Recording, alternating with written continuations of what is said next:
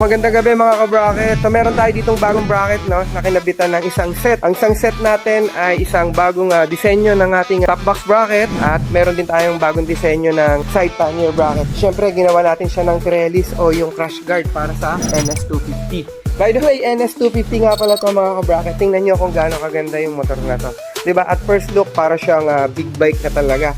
Imagine, meron siya ditong projector light, then meron siya ditong dalawang ilaw. Grabe. Iba yung quality ng motor ngayon ni Kawasaki, yung NS250. So, nandito sila sir. Sila sir yung matyagang nagantay from AM, literally PM na. Gabi na nga mga bracket. So, sarado na tayo dito. Tingnan nyo, wala na mga tao.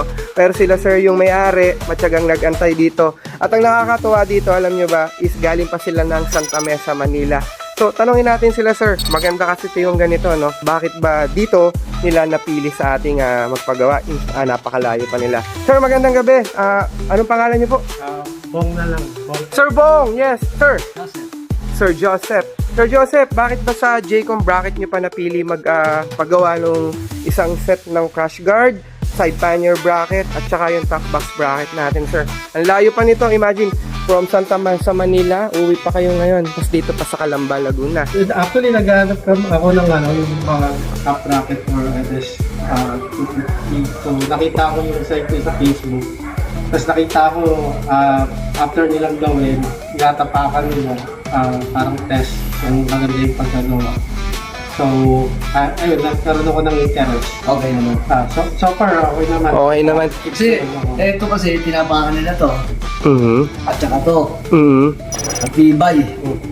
At saka, mabusisi sila sa paggawa. Bilib ako. Ayos. Nakakatuwa naman pakinggan yan, sir. Nakakabusog ng puso. Oo, sir. Hindi ba kayo nasaktan yung sa damdamin ninyo na sinaktihan yung bagong motor?